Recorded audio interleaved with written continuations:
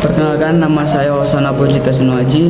Saya dari program studi teologi dan dengan NIM 2024638. Terima kasih untuk dosen pengampu saya, yaitu Bu Suwarni Baigar, yang menjadikan saya untuk mempersiapkan tugas saya terkait mata kuliah Classroom Management, yaitu pengelolaan kelas. Classroom Management adalah kompetensi penting bagi setiap guru dan kemampuan untuk mengelola kelas dan mencangkup pengaturan fisik ruangan, suasana belajar yang kondusif, dan juga pengelolaan perilaku siswa, motivasi dan umpan balik yang bermakna. Saya melakukan observasi di suatu sekolah pada tanggal 12 Mei 2026 dan berlokasi di SD Negeri Tajem, Yogyakarta, dan saya mempresentasikan observasi itu di kelas 4, yaitu dengan mata pelajaran bahasa Inggris dengan guru yang mengajar itu Bapak Rizal Gunawan Effendi. Pengaturan ruang kelas yang digunakan oleh Bapak Effendi adalah setiap bulan tata letak meja dirotasi sesuai tema pembelajaran. Contohnya bulan Agustus tema nasionalisme. Tata letaknya merupakan pulau-pulau Indonesia, Kalimantan dan lainnya agar membentuk suasana yang kondusif. Setiap hari Senin pagi rotasi terpadu dilakukan melalui sistem undian aplikasi digital, mendorong siswa beradaptasi dan berinteraksi dengan semua temannya. Pengelolaan waktu dan perilaku siswa. Pengelolaan waktu yang fleksibel itu mengikuti relokasi Kemendikbud sebagai panduan dasar. Asesmen ringan di awal pembelajaran. Jika siswa belum paham, guru akan mengulang materi sebelumnya. Materi baru sebagai trigger dilakukan penugasan proyek. Waktu dimanfaatkan efisien tanpa mengorbankan kualitas. Pengaturan perilaku humanis. Pendekatan coaching dan personal, bukan otoriter. Siswa yang bermasalah dipanggil terpisah untuk lakukan diskusi. Filosofi Jawa yaitu 4 jari menunjuk ke diri kita, satu kederonan. Kenakalan bagian perkembangan, tapi harus bertanggung jawab. Jika suatu hal terjadi, reward atau punishment mendidik, bukan untuk merendahkan. Guru selalu minta maaf atau ucapan terima kasih ketika di akhir kelas. Partisipasi siswa, materi dan media. Partisipasi siswa itu ada di kelas kelompok dengan ruang penyampaian pendapat. Ada dilakukan ice breaking untuk mencerahkan suasana. Persiapan materi pastinya berdasarkan RPP yang disusun sebelumnya. Materi dapat disesuaikan berdasarkan kondisi aktual siswa. Asesmen awal menentukan materi yang perlu diulang atau dipercepat. Penekanan pada pengalaman langsung proyek dan tugas nyata untuk siswa. Media pembelajaran lingkungan adalah aplikasi pengundi digital untuk rotasi tempat duduk, juga untuk tugas. Pemanfaatan teknologi secara praktis dan kreatif. Pendekatan multimedia untuk pembelajaran interaktif, membantu siswa tetap terlibat dan tidak bosan dalam kelas. Cara menghadapi siswa. Pertama, membangun hubungan. Pendekatan komunikasi personal layaknya ayah dan anak. Di kelas panggil Pak sebagai penghormatan terhadap guru. Namun ketika di luar kelas, guru sebagai teman sekaligus figur ayah. Waktu istirahat untuk ngobrol santai bersama dengan siswa, membangun kepercayaan dan kedekatan emosional. Siswa berkebutuhan khusus. Jika menghadapi siswa yang berkebutuhan khusus, pengalaman mengajar sekolah inklusi. Analogi mendaki gunung, semua harus bekerja sama. Ruang berpendapat untuk semua siswa, termasuk yang berkebutuhan khusus. Ketika mengatasi konflik, penyelesaian adil dan bermartabat, melibatkan kedua belah pihak yang berselisih.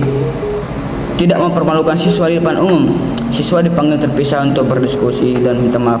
Umpan balik dari dua arah. Guru aktif minta masukan siswa setiap 2-3 hari.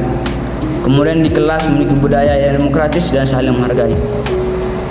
Refleksi dan pengembangannya. Pengalaman pribadi. Observasi di SD Negeri Tajem merupakan pengalaman berharga. Pihak sekolah menyambut dan hangat mencerminkan budaya institusi pendidikan yang sehat dan kolaboratif. Pengalaman kelas efektif bertumpu pada hubungan emosional yang tulus, fleksibilitas dalam metode pembelajaran. Pendekatan berpusat pada kebutuhan siswa, kemampuan membaca, suasana kelas dan beradaptasi spontan.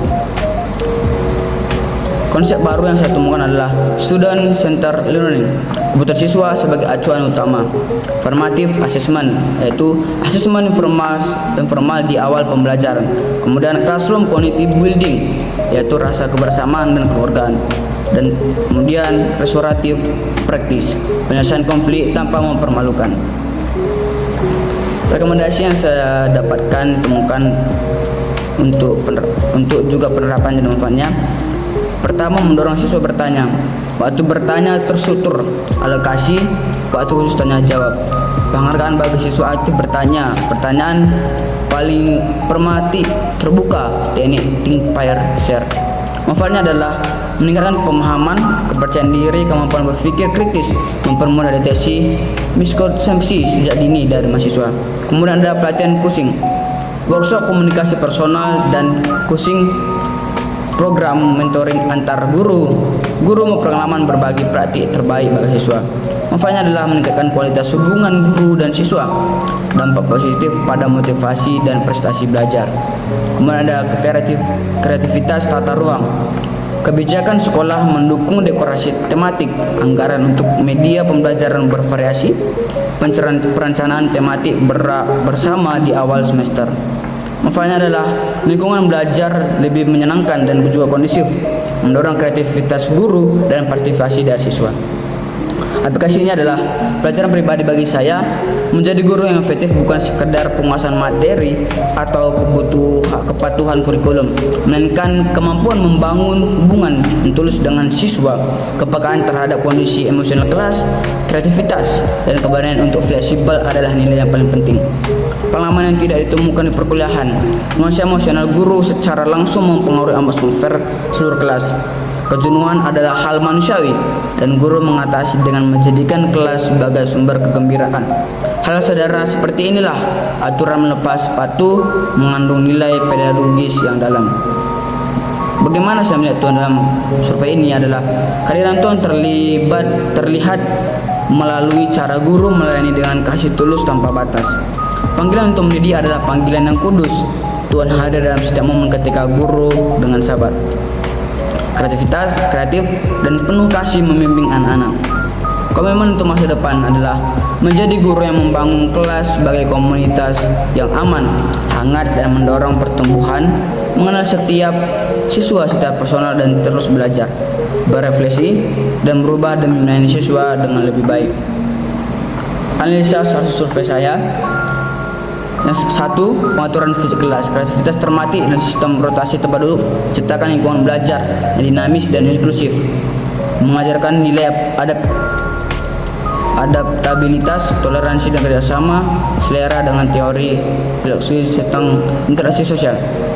Pengelolaan waktu, pendekatan berbasis asesmen formatif, memastikan pembelajaran sesuai kesiapan aktual dari siswa, manajemen perilaku dan temuan kritis. Kesimpulannya adalah praktik efektif. Bapak Rizal menerapkan classroom manajemen efektif melalui kreativitas ruang kelas, fleksibilitas waktu, pendekatan humanis, dan komunikasi personal yang hangat. Kekuatan utamanya adalah kemampuan guru membangun hubungan emosional tulus dengan siswa dan konsistensi dalam menerapkan nilai pendidikan karakter secara integratif. Area perbaikan.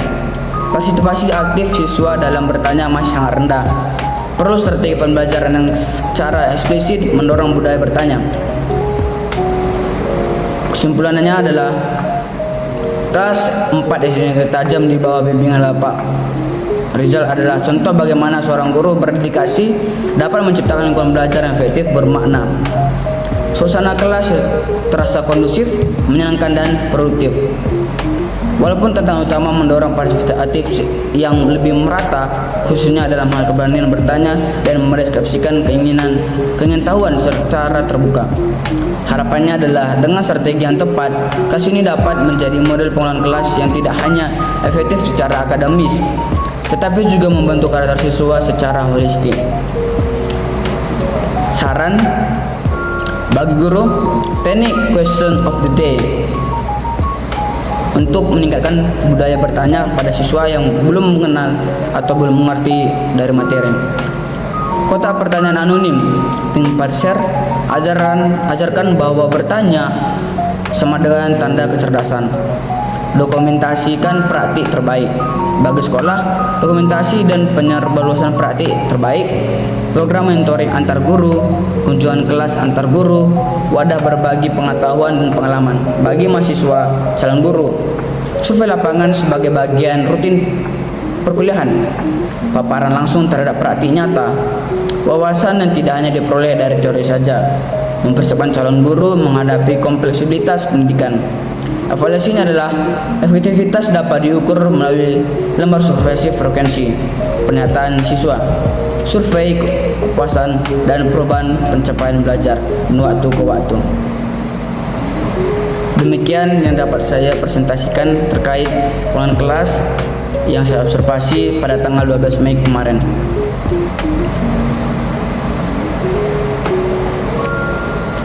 Saya mengucapkan terima kasih pada dosen Bu Warni yang telah mengizinkan saya untuk melaksanakan tugas saya, dan juga saya mengucapkan terima kasih kepada sekolah SD Negeri 4 Tajem, sekolah SD Tajem yang mengizinkan saya untuk melakukan observasi dalam pemenuhan tugas classroom manajemen saya. Saya Husana Pujuta Suno Haji dengan NIM 2024638 mengucapkan terima kasih dan misi.